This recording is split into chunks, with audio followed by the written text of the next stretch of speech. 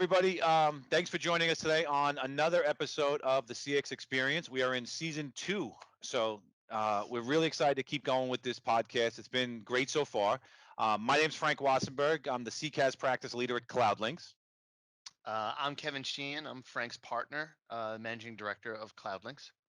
And today we've got a guest that we've actually worked with for quite a while in some other incarnations and have had great track record with in the past. We've got Karen Bowman, the VP of Global Channels at Ujet, on the line with us today. Thank you for joining us, Karen.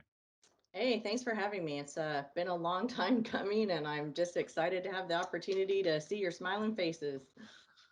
Thanks. I'm sure that goes more towards Kevin than mine, so I'm going to do all the talking here. But hey, so we have been trying to get you on now for, I don't know, I guess a year. We've tried to get you onto the show since the pandemic started. We were trying to book you. Yeah, well, the pandemic's changed a lot of things for folks, right? Hadn't you noticed? Yeah, so happy to be here. Appreciate the opportunity. So we've got you now at a new organization that you've joined, a company called Ujet, and I'm super excited to be talking to you at Ujet because it seems like you guys have taken on a different angle on the contact center experience for people. It seems like you've taken a different angle on the technology approach, how the architecture is going to work, and even just what the audience is going to get out of this contact center service. So I'm really excited for that. So just a couple of quick things, really first is, um, so you made the shift from your prior organization to here, and I'm sure it has a lot to do with the technology, has a lot to do with some of the items we'll get into, but maybe just give us a little idea on why you made the shift. Yeah, so as I was with a pretty successful organization. We were having a lot of success in the channel, built that from scratch. And I got a call from a former person I had worked with in the industry for many years, Vasily Triant. And, he was super pumped about UJet technology. And, he's a great sales guy, so I'm going to listen. But, also just, did some homework, right? It was really interesting. They were approaching it really from a different angle, as you mentioned, and that was really from the consumer perspective and how we all want to interact as a consumer. And Anand Janafalkar, our CEO, came from that space and more from the mobile device space. So he had the opportunity to kind of reimagine what that would look like. And when you think about, when Cloud Contact Center was born, it was really, 15, 20 years ago. People basically took a bunch of prim servers and they put them in the cloud and offered it as a service. And there was nothing wrong with that. That was a great opportunity. You could have people work from home. But it really wasn't taking advantage of the type of technology we have today. So as we've migrated over the years, what are some of the top technologies we have now that we didn't have then? Well, one of them is public cloud, like Sure. very robust public cloud, and our mobile devices that we want to live on. And, So, Karen, as a complete sort of outsider, agnostic observer of everything going on in the CCAS space, when I looked at your platform, the first thing that jumped out to me, and this might be incredibly obvious to an insider, but like, as opposed to being a legacy call center solutions provider who's trying to integrate into this new 21st century world where everyone is predominantly on a mobile device, you architected it from the the other perspective, meaning that let's build it for a mobile device because that's what people are really. Everyone's exactly. trying to sort of shoehorn it into the new world as it is now, where the idea was let's build it from the ground up and make it really for that mobile experience. Yeah, no, you hit the nail on the head there, Kevin. And that's really a huge differentiator. We embed ourselves in the mobile app. So you can do everything in the mobile app from facial validation, same as you Mhm. do for any other app, right? That's on your mobile phone. So instead of having to go back through your mother's maiden name, your PIN number you can never remember, the first dog you had, the first car, and then you get connected, right? And then that agent doesn't have the full breadth of what you've even just done in their app. So oftentimes you have to repeat that validation. Where on the agent end, they're able to seamlessly validate you. They have all your information because we're embedded in the CRM, and everything we do gets written directly into the CRM. So there's that one true record of truth. So, and it's all happening in real time. So the agent's more efficient and the consumer's just having a better experience. If you want support and you're in an app on your phone and you say, I want support, and it clicks and connects you to an agent, And all they have to do is just say, look at your phone, you facial validate, that's powerful for brands that are trying to create a better consumer experience. Sure. So when you're in the app, let's just make sure I want to make sure I understand that clearly, so everyone's listening to it. So if I'm a regular customer sitting in my house, I'm looking to get help on my dishwasher or whatever the case may be, I don't have to download the Ujet app. I'm using Home Depot's app or whatever the case is app, and you're embedding yourself right into their native platform without any Exactly. issues. Exactly. Yep. And that is a powerful thing that no one else is really doing at that level. Usually you're getting kicked into some other, like, call this number. Well, now that's maybe going to a completely different system. Now those two systems have to talk. And now you have to, again, update all your validation information, or even things, let's say, you're looking at your device and they're like, send me a picture. You can send a picture right in the app, goes right to the agent, gets written right into the CRM right then and there. And the agent can real time see what you're doing, a video, picture, whatever it is, or That's text. what I loved. That's what I loved. I loved that I was taking the demo. I've taken the demo now. I think 4 times I've taken the demo, and each time I'm up there, and the gentleman who's doing it is showing me the app, and he's seamlessly going into take a video conference. Let's get in there what you're seeing, upload a photo to it, and then when he transfers it, all that information is there. It was just so easy. I thought that it's almost like every I'm Kevin and I are actually both going through some home renovations right now, and the amount of times I've had to get somebody on the phone and say, "This is the part that's broken," and it takes me 40 minutes just to get through this. Where you guys were like, "No, click the video icon, and you're going to show it right then and there." It's unbelievable.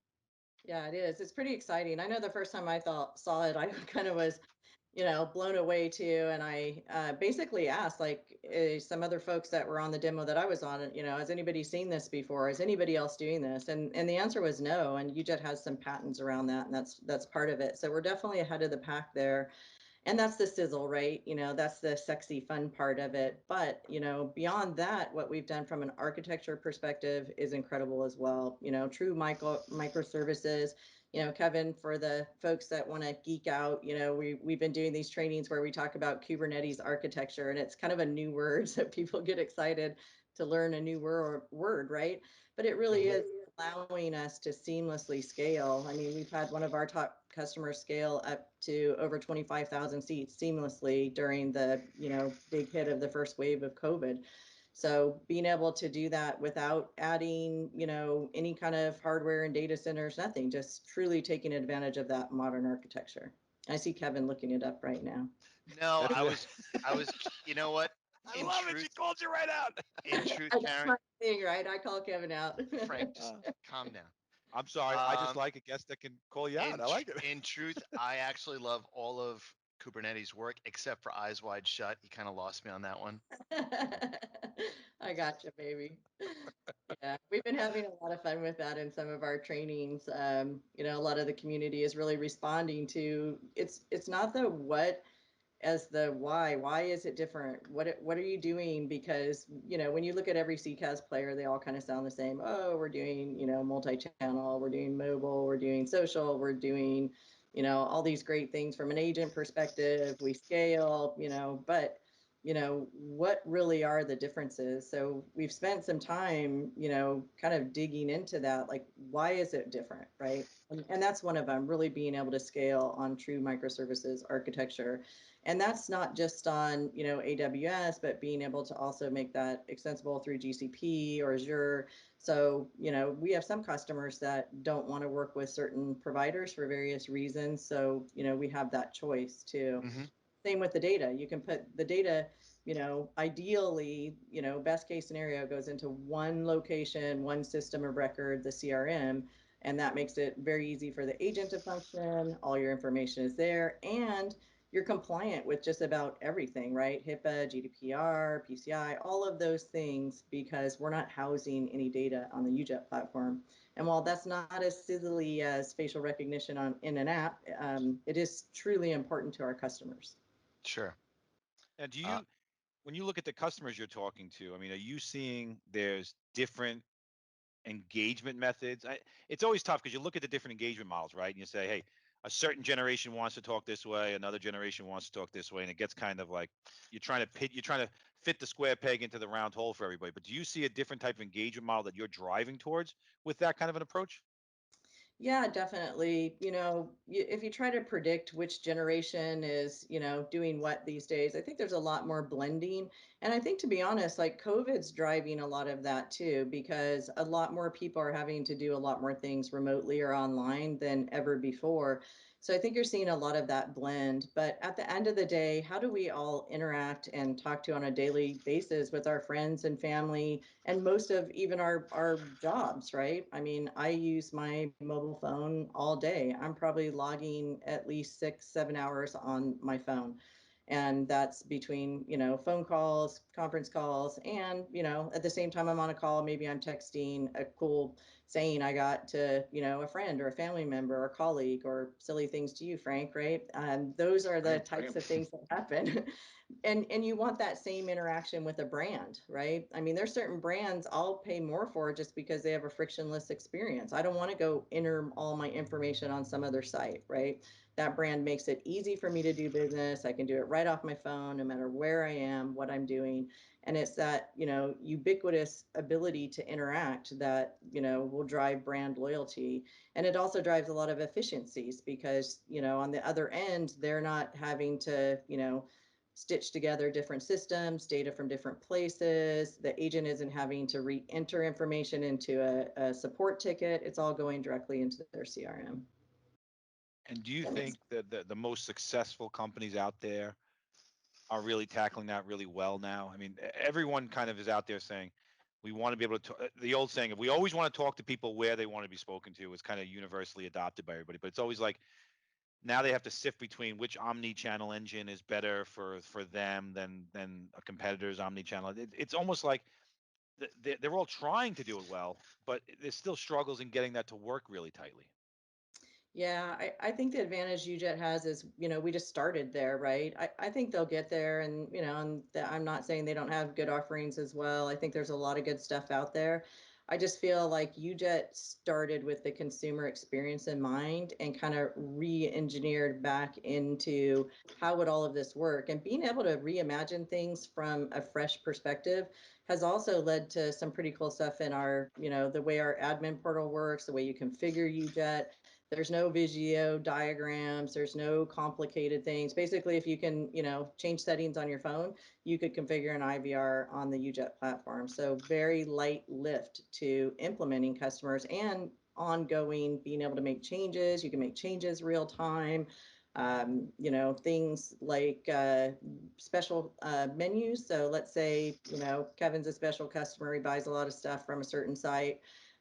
They can have a special menu that gets presented to him because he is a VIP customer. So then he's getting a unique experience to Kevin Right. that comes back. And I think those are the things, brands that want to differentiate themselves, and certainly as we continue through COVID, that need to really reach their consumers from a mobile perspective. They really need to be looking at something that has a powerful capabilities in that mobile space. I think there's also you're right, Karen, and we have so many partners who do this in some regard. There are a lot of great platforms out there. There are a lot of different types of call centers out there, and there's certainly a lot of different types of customers out there. What UJet seems to me to be is geared towards almost a specific type of customer experience, really built for somebody who's like, if you look at the companies who use UJet, you can see some similar DNA between them, which is they're very mobile centric uh, companies with offerings. And if you're a company who do all of your transactional business over a mobile phone and all of your customer engagements over a mobile phone, the traditional approach to how the contact center as a service is going to integrate, you need to have something more than click the phone number to dial that phone number. I would think, looking through these customers, none of them would ever really want to be able or want to speak with somebody, as opposed to having an immediate answer or an immediate resolution to whatever the interaction is via your mobile phone. Yeah, Again, no, you're exactly right, Kevin. And it's not just mobile phone, it's in-app if you're on the web or yeah. on a PC as well. It's the same similar experience. But, you really like if you could solve everything without talking to a human being, you probably would, right? You really don't want to. You're sitting Depended on the service, depended upon what it was, you know. exactly. But when The- you get to that human being, the difference is you don't want to start your entire experience over from the beginning when you do get connected to an agent, right? It's the right. So you worst. want them to have all that information seamlessly there right when they connect with you. They can see everything you've done. You can even have been texting with them while you were in the IVR potentially or sending them those pictures. Once you agent now, you're not having to go back through all the information about you. You're not having to revalidate. If you do, it's a light validation of a facial or finger validation. hmm That's in-app or mobile. if I'm arranging, so WAG is one of your customers. If I'm arranging for uh, a dog walk, and I can do that via my mobile phone, yes. If it's something, if it's something around, wiring an enormous amount of money, or my mother's health care, I probably want to talk to somebody, so, but like each has its own merits. And I don't see the first category really having been handled well from the ground up insofar as design yet. I think there's still a lot of people just trying to put a square peg in a round hole to accommodate a mobile interaction or a portal interaction. Yeah, and I would also just argue that I do all my banking off my phone. So, and they use facial recognition. So for that app, rarely I need to talk to someone unless, like you said, maybe it's a larger than authorized by Yeah. mobile thing, and then I would talk to a person. But even, insurance, healthcare, car insurance, if you had a roadside collision, you needed to send a picture right away, you would want all that to happen seamlessly, real time. So while you see a lot of those, more forward-thinking tech companies, sure, they're the early adopters, but everyone is going to move in this direction. And then, Yes. and not just beyond that experience, but also, being able to scale quickly when you need to scale. I think another thing that's, hit everybody is, we've had to scale on certain types of services that we never had to do remote before. So I know, like, even my cable company struggles with it. They had a big uptick in people wanting to increase their cable because people were now home more. So they Yeah. needed, so I called and they asked me, what my phone number was. And then I had two different places where I have cable. So then I had to put in my zip code. Then I got finally connected 20 minutes later through the IVR, and they asked me all the same questions and more. Then it was a special pin printed on my bill that I had to go get. I love that one.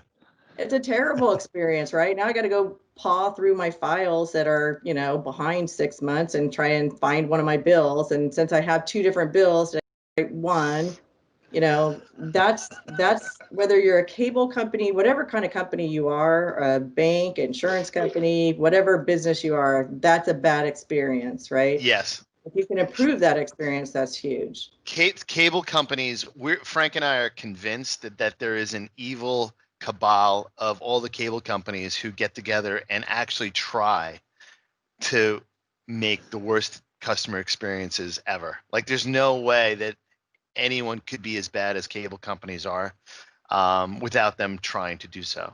You get Yeah, They're that the, I think we should Dr. go. Claw from Inspector Gadget sitting there yeah, in his chair, exactly. figuring There's out a ways to whole make it get bad. Well, let's get together after this call and go put our pursuit plan together and go fix those cable companies. we have been trying Oh, so hard. it's what made me go back to FiOS. I got to be honest with you. It made me go back to FiOS. I tried Um, to switch and I went back. I was like, I'm done. I didn't have a phone number at my house for a week. I literally couldn't get my phone number moved from one service to the other provider for a week, and I just went back. I was Yeah, done. yeah, It's and it's funny because I feel like there's genuine effort on the part of companies to get this right, right? And I it has. think there's a little bit of experience. There's a little bit of um, contact center managers don't do this often. They don't see the technology, and there's a struggle to understand the nuances between, say, you guys and somebody else in the space that's more well known. and they don't understand the technology, and now they have to rely on sales guys to figure this out. And even that kind of conversation, you may have to have 30 conversations before you understand really where it is you're looking to take a company. And you guys present a different kind of way, I think, of you do what you do well. You know, Ujet isn't doing QA for the masses. It's not going to do everything. It's going to stick in their lane and do what they do really, really tightly and really, really well. Is there, you know, do you guys see it? You've done that kind of on purpose, or you're just looking at the roadmap and where you want to be positioned? Yeah, I mean, I think some of it was intentional to solve those problems and to really take advantage of, you know, modern era architecture and to reimagine the overall experience and how you architect it, how you configure it, what the agent experience is, all of the types of, you know, compliance issues that are out there. So being able to start from the ground up and be in a modern era where, you know, when you step back and look at it, most people are interacting off of a smartphone these days. I think it's like over 80% of folks have smartphones out there. So, you know, if you could say, wave your magic wand, I want a contact center platform that's, you know, dynamically scalable, secure, you know, phenomenal uptime. I want to be able to seamlessly write real time into CRM so that all the data can be housed in one place. The agent can live there. I want to be multimodal in the way my agent interacts and my consumers are approaching us and be able to handle that and do things that are, you know, commonplace today, like facial recognition, and, you know, really take out any of the resistance in that process of getting support or help or placing a sales call. That's kind of what Ujet did. They reimagined it from the ground up, and it's something pretty cool and special. And I just woke up this morning to a deployment that happened last night. It happened in EMEA. It's a wearable fitness tracking device with, you know, several hundred agents across the globe. And they talked about, you know, the challenges from a telephony perspective. They talked about all these challenges. And at the very end, they summed up even, you know, multi-languages. And they said, we cut over and it was an absolute non-event. And they said, it should be, right? And it just worked. And that's like, you know, I was like, I love statements like that, you know, because it just worked. It doesn't sound exciting, but that's tremendously exciting to cut over from one platform to another in a global situation and then have the customer themselves say it was a non-event, it just worked. Sure. So Now, do you chalk that up to prior planning, preventing piss poor performance, or do you chalk that up to the seamless integration capabilities or the light switch kind of model of the platform? Because a lot goes into a statement like that. It's not just, you know, hey, we all the call flows, all the things worked, it was easy. There's so much planning that gets involved in that. I mean, maybe if you say 50-50, I'm just curious where you would say how much is planning, how much is architecture.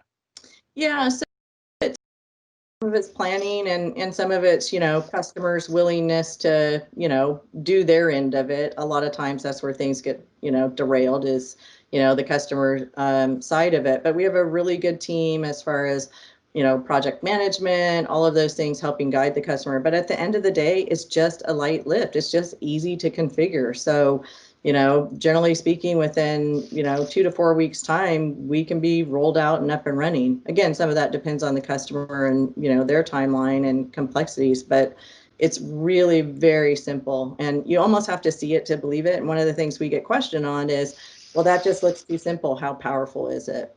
And when you walk through the demo, like you've seen the demo, you know, you can see it's full functioning IVR, ACV. You know, there's nothing that's not powerful about the capabilities. We've just made it a lot easier to configure. Yeah. And where do you see, I mean, you've obviously got the role of global channels for the organization, right? And it's a role that encompasses a lot of different audiences. Where do you see the biggest challenge in for Ujet getting out to the channel space right now, or getting out to the world?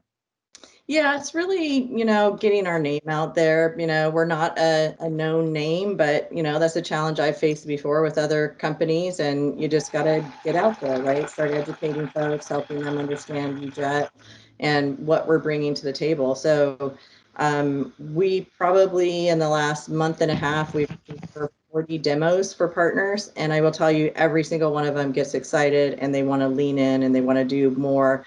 and they want to know more. And even some of them, to be quite honest, would tell me at the end of the demo, hey, I took this call because you asked me to, but now that I've seen it and I've seen how powerful it is and I've seen how unique it is, I want to know more, Karen, and I want to lean in and partner with you. So it's been pretty overwhelming. And I think that'll just continue as we get our name out there. So I think, in a probably, a few months time, maybe within, the next 3 or 4 months, you'll be seeing Ujet, much Sure. more frequently in the channel. Karen, to me, it seems like a lot of your clients may not have even had a contact center prior to working with you, or they're new to market companies or products that are building things from the ground up. Like, what percentage of your clients come to you with like, hey, this is a new concept for us and we're just trying to do it the right way because we're really more in that mobile space? And how many were legacy call centers who've been trying to adapt to this new world, or maybe even moving off another CCAAS provider? Yeah, so in my experience, I've been here since the beginning of September now. A lot of them have been moving off of other CCAS providers. So they understood the power of cloud. They dove in with both feet into cloud, and then it just didn't meet their requirements. So, and that's been across the board, probably from most of the top players you can out there. Wow. Yeah. Wow. You look at where, I mean, we've seen a lot of it where the mistakes come in the transfer of one cloud to the other. I mean, the biggest fear we get from people is just the journey. Like, yeah, searching for something stinks. I don't want to go through the whole process on RFP. I don't want to do that stuff, but just getting it up, building the call flows again, creating everything again. People just look at that as like this daunting task that's a million miles down the road. They do. They look at it and they're like, this is terrifying. I don't want to go through that because I got to keep my day job running. I got to keep the existing call center running. And now I got to build all this stuff again when you guys make the improvements and tell my bosses I did it in a time frame that's going to make sense for me. And I did it under budget. It's scary for people to make that migration. I mean, what mistakes are you seeing out there? Are you seeing, I know you had your past life at another organization where maybe a bigger organization, but now you've been pretty focused in the last couple months of being here. Have you seen any big mistakes that people have made in deployments that you could correct or warn against? Yeah, I think to kind of the first point you had there, Frank, people that have been running contact centers have often been doing it for a long time, right? So they may have been on legacy technology for a long time, and be that legacy prem or legacy cloud solutions too. So when they think in terms of this is going to be a big lift for me and a lot to do and all this work, they don't, they haven't seen or they don't understand the simplicity of doing it in the Ujet world. So that's where we have had pushback where customers say, hey, this just looks too easy. Can I really do all the things that I need to do?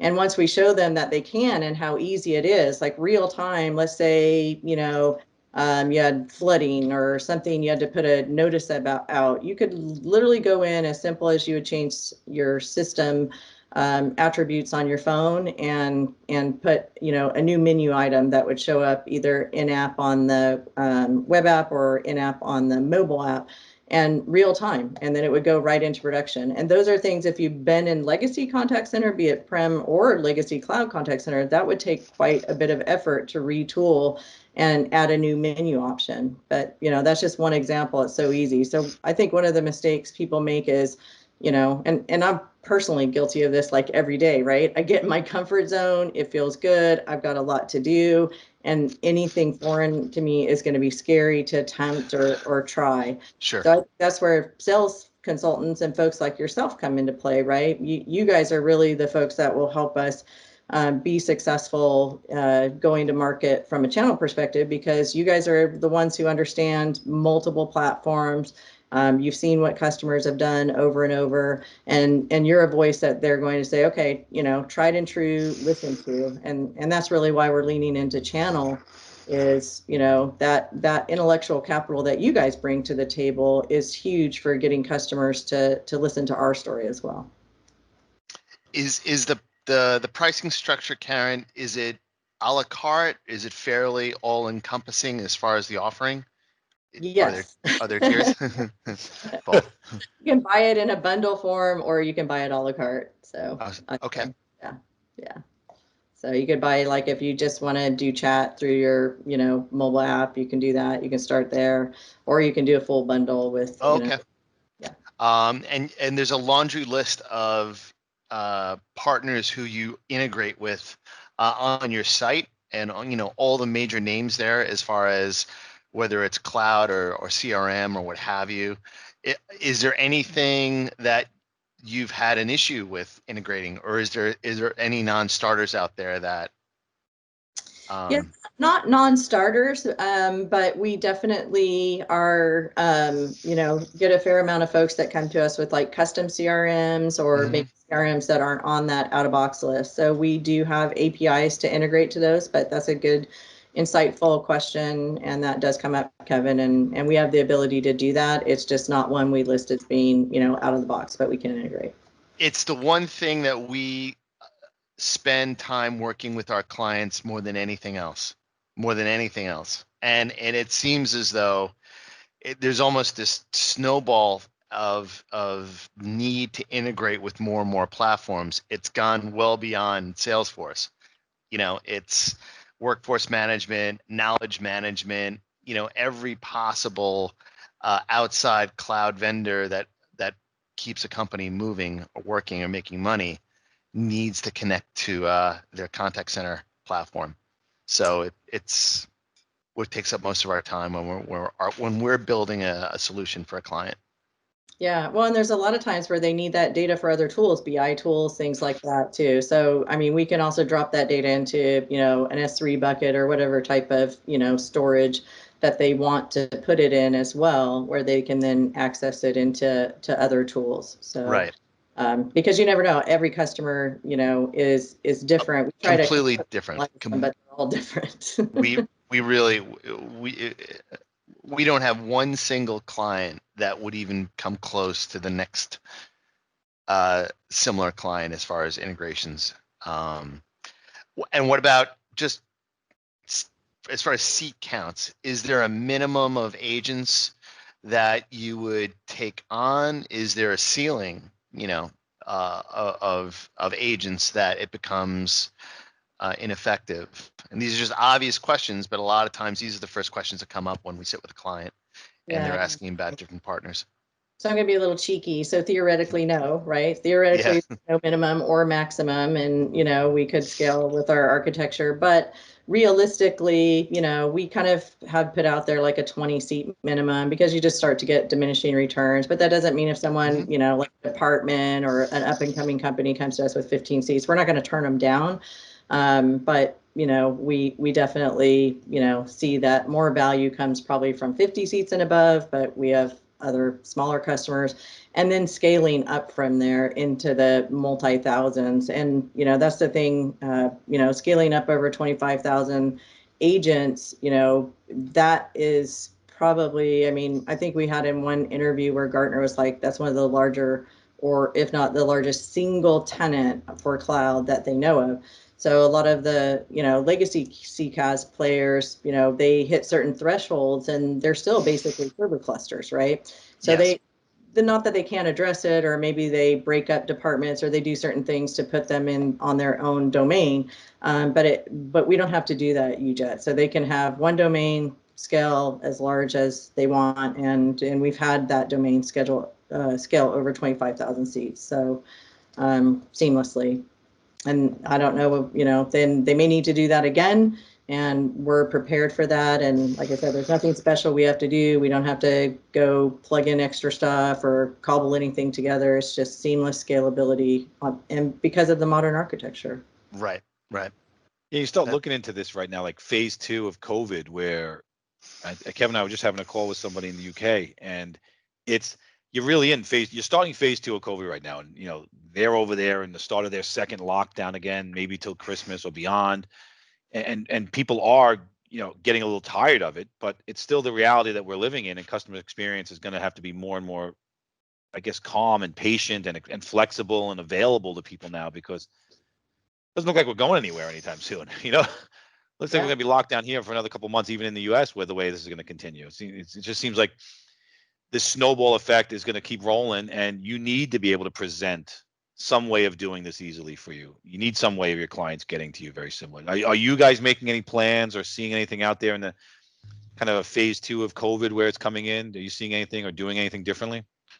Yeah, from a company perspective, certainly trying to, maintain employee safety and those types of things. It's a challenging situation for everyone. Gosh, it breaks my heart, some of the impacts of COVID that have happened and are continuing to happen. And we were all just talking about a little pierogi place at the Pikes Market in Seattle yesterday.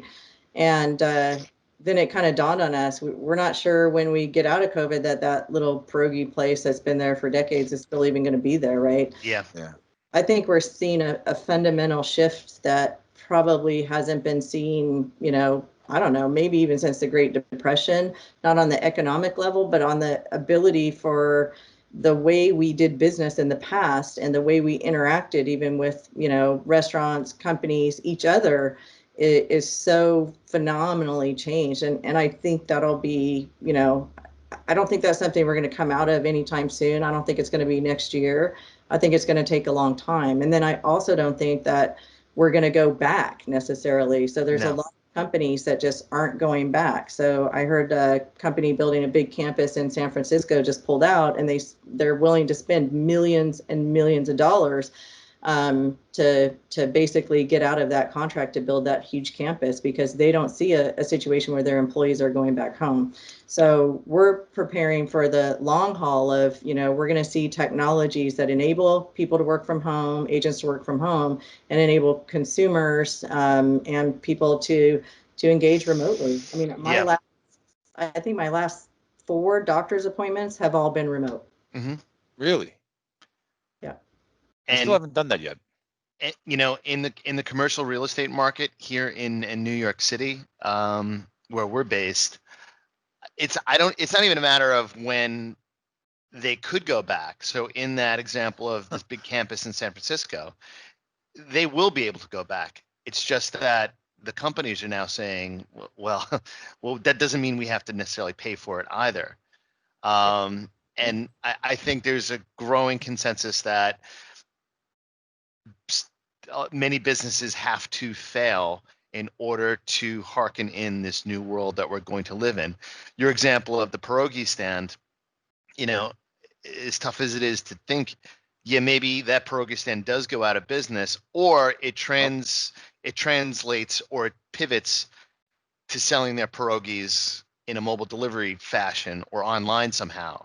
So this whole cloud-enabled world is just getting a very painful push into the deep end of the pool, which I think just has to happen. Yeah. Otherwise. I think it's our mission to go help companies do that. Definitely. As understanding the technology as we do, and as much outreach as we can give, and we just need to do everything to help everybody be successful. So somebody brought up to me the other day about a competitor being down. I said, look, in this era of cloud, we need everybody to be successful, right? Because we need cloud to work for everyone, and there's a lot of people out there, like that pierogi stand. Like how can we help those folks? Maybe there's other ways or shared services or things that they can tap into. But again, it's really incumbent upon the folks that know this technology the best, like yourselves and others, and all of us, to go out and help these companies pivot. I agree. Agreed. Hey, It's a great way of looking at it. It is, and listen, and I think Kevin said it on another podcast we did. Our main job is to enable agents to carry on that company's mission statement, right? If we do our job well, that agent can carry on the company's mission statement perfectly, right? And I think that kind of is where where our heads are at with this whole thing, because it works at the pierogi stand and it works at Home Depot. It really does. Hey, so we've had you on now for about, I don't know, 40 minutes or so. You've been great. Is there anything that we didn't talk about that you should hear about, or that would be valuable to kind of cover? Yeah, so I, would say the main thing is, get out there and talk to your clients about, CCAAS and what it can do for them, and, find out, what's important to them from their business and what they're trying to accomplish. and maybe look around at other folks that are getting it right, and help them bring that technology in house, and help them create those better customer experiences. And at the end of the day, that's going to be their competitive edge and how they survive in this as well, right? Mm-hmm. Because there are folks doing it, and I'm sure you saw on our website, one of our top customers, Instacart, right? Mm-hmm. They've done very well. There's other folks out there. There's an online kind of furniture home goods company, and they were like really struggling pre-COVID. Post-COVID, now they're flourishing and bursting because people are at home. So when you're at home, you think, oh, I don't like my couch so much anymore. But the furniture store is kind of closed, or I can't get in there because of COVID, or there's a line. I can't even sit on the furniture and try it there. Right? Yeah. Like, so all of a sudden you go online and you're ordering furniture online, and that's really like turned that company around, phenomenally, Sure. being able to pivot and sell online. So looking at your customer base, looking at brands you interact with, and say, hey, how could they fare better in this world? And they need you, right? They need partners to come in and really help them navigate this. And there's just so many options, and there's so many different ways to solve their problem. But it gets down to your point, Kevin, what is unique about what they're trying to solve, and then how do I help them bring in the right folks. So if they need global, they need dynamic scalability, they need tight integration, and not just tight integration, but real-time information going into their CRM. They've got a web app, they've got a mobile app, or they should have those apps. Help them understand how much better they would be if they had a mobile app, or if they had a web app that their customers could interact in. I think that absolutely, and I think there's an enormous market for that, at least from the clients that we're talking to. That's right. I think You guys are like the gladiators out there. You got to take it and go wrestle it to the ground and win it for your customers. Help them. I'll tell you right now, I've used Instacart through this pandemic like you wouldn't believe. It's been the greatest thing in the world. I mean, they go to Costco for me and they come back and they're like, they don't have the bacon you like, Frank. And I'm like, well, don't get the maple one, get this one. The guy's like, okay, I got to come in. It's a great service. I mean, that's a testimony. I'll stand up and be on a commercial for those guys any day of the week. They deserve it. They've done great during this pandemic. Sure. But top listen, customer of ours, one of our largest customers from a scaling perspective too.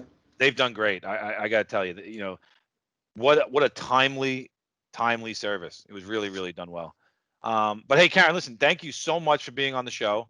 I hope to get you back on in a couple months and have another conversation about what you've done with the place since you've been on board. I'd like to kind of hear more about it, what you're doing, where it's going to be, and Sure. how close you are to the dream coming true there. But thank you very much. Kevin, you want to close it out? Is there anything you can think of? No, it's great to see you again, Karen. I hope to see you again live at one of the events very, very soon. Yeah, likewise. Really soon. Well, thanks so much, guys. I really appreciate it. And I could hang out with you all day. So yeah, hopefully maybe in 2020 we see you in Vegas. Oh, that sounds good. Looking forward. Well, thank you, Karen. I appreciate it. Thanks for joining us. Bye. All right, everybody. Thanks for joining. It's another episode of the CX Experience.